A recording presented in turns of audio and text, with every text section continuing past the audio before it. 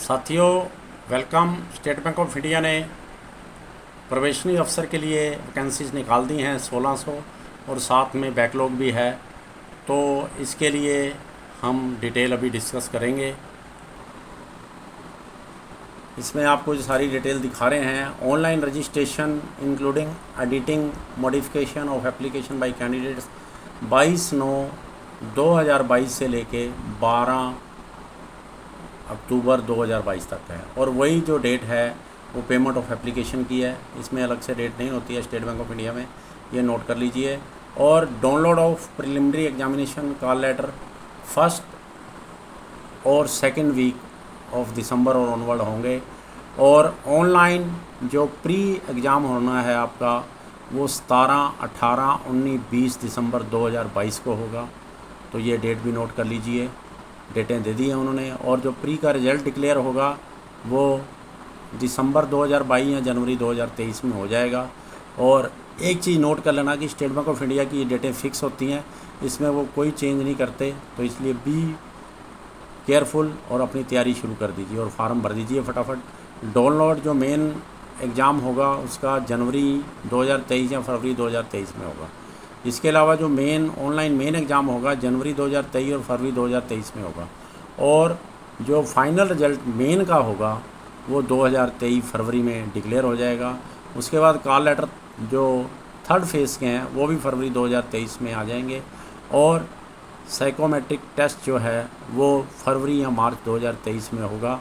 और ऐसे ही इंटरव्यू और ग्रुप डिस्कशन जो है, ग्रुप एक्सरसाइजेस जो हैं वो फरवरी और मार्च 2023 में होगा। और फाइनल रिज़ल्ट जो है वो मार्च 2023 में डिक्लेयर कर दिया जाएगा और आप भारतीय स्टेट बैंक के एक ऑफिसर बन जाएंगे, प्रोबेशनरी अफसर। इसमें जो है वो pre examination training for SC ST religious minority communities के लिए भी बैंक जो है कॉन्टैक्ट करता है। तो आप उसमें भी अपीयर हो सकते हैं। उसके लिए कॉल लेटर जो प्री एग्जामिनेशन ट्रेनिंग के लिए है फर्स्ट और सेकंड वीक ऑफ नवंबर 2022 में होंगे।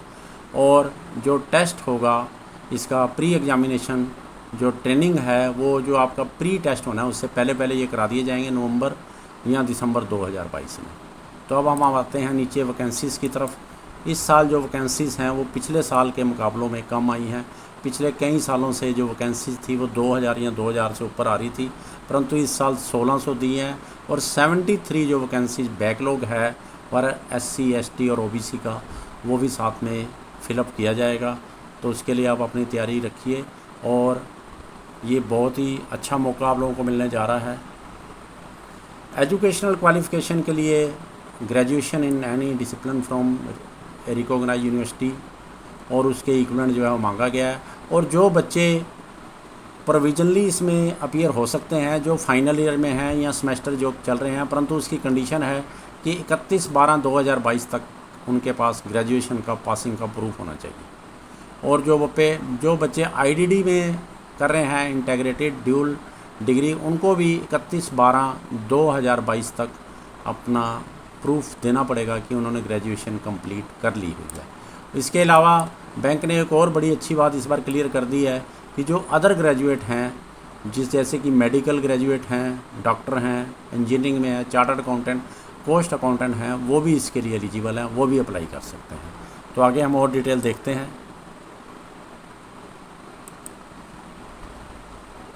एज जो है उसकी डेट 1/4/22 रखी गई है, एज ऑन 1/4/22, जबकि क्वालिफ़िकेशन की 31/12/2022 है। तो इसके लिए ध्यान रखना 1/4/22 को कैंडिडेट जो है वो 21 साल और से लेकर 30 साल के बीच होना चाहिए। और उसके लिए डेटें भी दे दी हैं उन्होंने।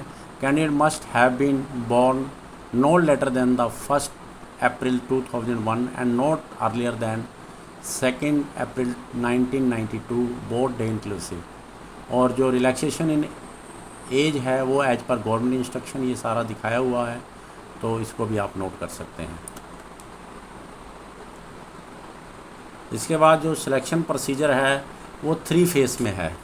फर्स्ट फेज़ में प्री एग्ज़ाम होगा, उसमें आप लोगों को 3 टेस्ट होंगे।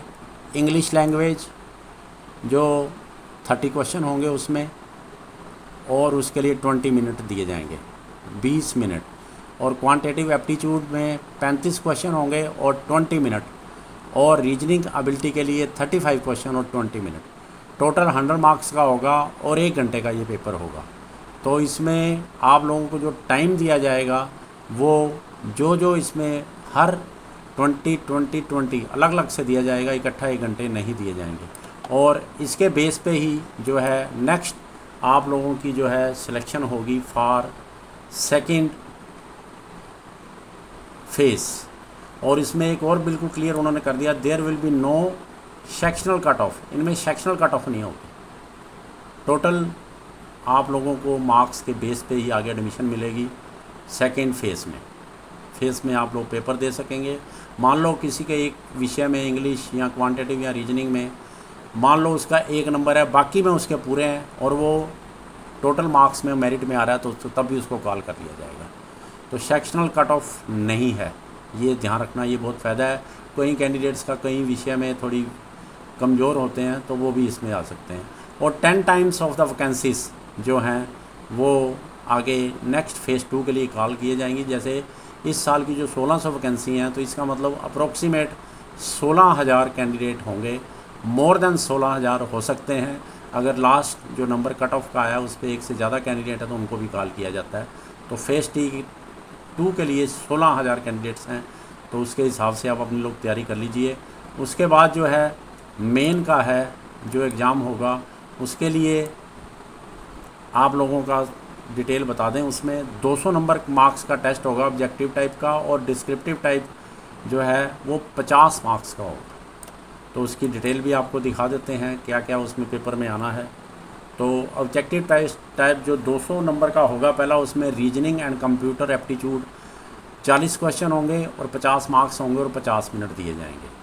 उस 50 मिनट के बाद दूसरा पेपर शुरू हो जाएगा। इसका टाइम आप दूसरे में यूज नहीं कर सकते क्योंकि इसमें अलग से टाइम होता है। Data analysis and interpretation 30 question and 50 maximum marks और 45 मिनट इसमें दिए जाएंगे। General economy banking awareness 50 question और 60 नंबर और 45 मिनट आपको इसमें दिए जाएंगे। इंग्लिश लैंग्वेज के लिए जो ऑब्जेक्टिव वाला है पोर्शन, उसमें 35 क्वेश्चन होंगे और 40 मार्क्स होंगे और 40 मिनट दिए जाएंगे। टोटल इस पूरे 4 जो पेपर होने हैं उन चारों के लिए टाइम जो है वो 3 घंटे का दिया जाएगा और 155 क्वेश्चन होंगे और 200 मार्क्स होंगे। और ये बहुत इंपॉर्टेंट है क्योंकि इसी के बेस पे आपको मेरिट बननी है। ये प्लस आगे जो आपको डिस्क्रिप्टिव पेपर जो आपने करना है इंग्लिश लैंग्वेज में, लेटर राइटिंग एंड एस्से, उसमें 2 क्वेश्चन आएंगे और 50 नंबर के होंगे मैक्सिमम मार्क्स और 30 मिनट जाएंगे। तो टोटल 250 का ये मेन जो है वो पेपर होगा। ये बहुत इंपॉर्टेंट है आपके कैरियर के लिए। इसके बेस पे आप स्टेट बैंक के चेयरमैन बन सकते हैं, अलग से पर्सनैलिटी। तो इसके लिए बहुत अच्छी से तैयारी करिए मेरे साथियों। और इसके अलावा एक थोड़ी सी डिटेल हो रहा है वो भी बताऊंगा। तो एक पेनल्टी जो है वो प्री और मेन में जो ऑब्जेक्टिव टाइप पेपर हैं उनमें 1/4 ऑफ द मार्क्स असाइंड, वो आपको पेनल्टी लगेगी और आप गलत आंसर मार्क करते हैं तो इसलिए बड़े ध्यान से आंसर मार्क करना है, कोई भी आंसर गलत मार्क नहीं करना। और जो बच्चे इसमें मेन एग्ज़ाम में क्वालिफाई करेंगे उसका 3 टाइम उन्होंने बताया है, तो 16 3 48 लगभग 4,800 प्लस जो बैकलॉग है उसके उनके भी 3 गुना कैंडिडेट को फेज़ 3 के लिए कॉल किया जाएगा। और मेरिट लिस्ट जो केवल मेन एग्ज़ाम जो बोलते हैं जिसको हम फेज़ 2 बोलते हैं उसके जो मार्क्स हैं उसके बेस पे फेज़ 3 के लिए कॉल किया जाएगा। उसके लिए साइकोमेट्रिक टेस्ट होगा और उस जो टेस्ट है उसकी जो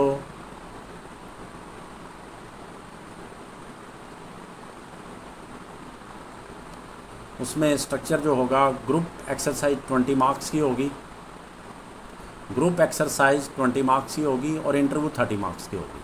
टोटल 50 मार्क्स का होगा।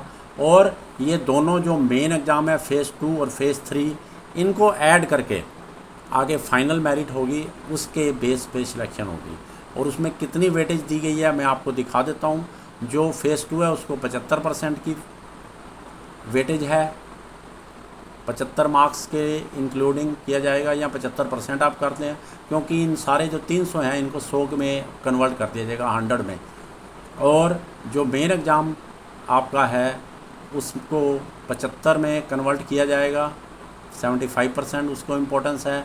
और जो आपकी ग्रुप एक्सरसाइज यानी इंटरव्यू है उसको 25% का इम्पोर्टेंस दिया जाएगा उसके बराबर। और टोटल ये 100 मार्क्स में से जो टॉप करेंगे और उनका सिलेक्शन होगा।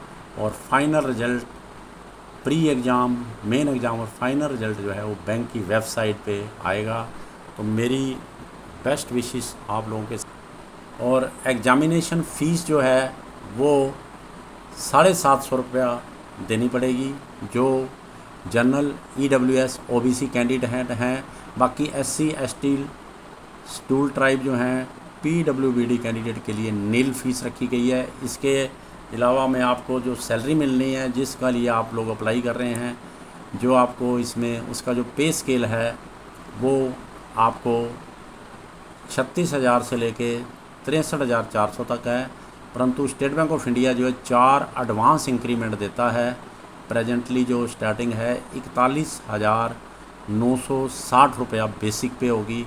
उसके अलावा जो ग्रेड स्केल 1 होंगे और फैसिलिटीज़ हैं, DA है, HRA है, लीज रेंटल है, CC है, medical and other allowance and purchase हैं as per the rule of the bank time to time. तो इसमें काफ़ी अच्छा सैलरी पे करता है, क्योंकि मैं खुद एक स्टेट बैंक ऑफ इंडिया से ऑफिसर रिटायर हूँ।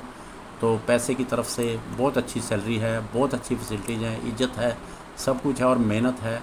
इसके अलावा जो एक इम्पोर्टेंट पॉइंट है, जो number of chances state bank of India देता है वो जनरल और EWS के लिए 4 चांसेस हैं।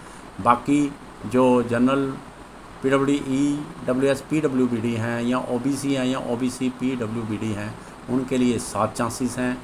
और SC ST के लिए नो रिस्ट्रिक्शन, उनके लिए कोई रिस्ट्रिक्शन नहीं है। और परंतु जिन लोगों ने केवल प्री एग्ज़ाम दिया है वो प्री वाला जो है वो काउंट नहीं होता, चांस नहीं है, काउंट नहीं करते उसमें। और जो भी आपने मेन दिया है उसका चांस इसमें होता है, क्योंकि जब आपने एप्लीकेशन भरनी है तो उसमें आपको ये भरना पड़ेगा। तो ये भी आपने ध्यान से देख लेना है। तो ये अप्रोक्सीमेट सारी, और मैं डेट आपको फिर दिखा दूँ यहाँ पे। कैंडिडेट्स ने 22/9/2022 से लेके 12/10/22 तक, मतलब कल से, आज 21 तारीख है, 21/9 है, कल से ही आज ही एडवर्टाइजमेंट आई है और आपको ये हम एडवर्टाइजमेंट इसमें दिखा रहे हैं। कल से इसकी वैकेंसीज भरनी शुरू हो जाएंगी। तो आप सबको मेरी बेस्ट विशेस हैं और मेरी इच्छा है कि आप जिस बैंक में मैंने सारी ज़िंदगी नौकरी की है, मैं एक रिटायर्ड मैनेजर हूँ स्टेट बैंक ऑफ इंडिया का, बहुत अच्छा कैरियर है। मेरी बेस्ट विशेस आप सबको। और आपको ये वीडियो वॉच करने के लिए थैंक्स। आप चाहें आपको अच्छी लगी है तो इसमें आप सब्सक्राइब कर सकते हैं।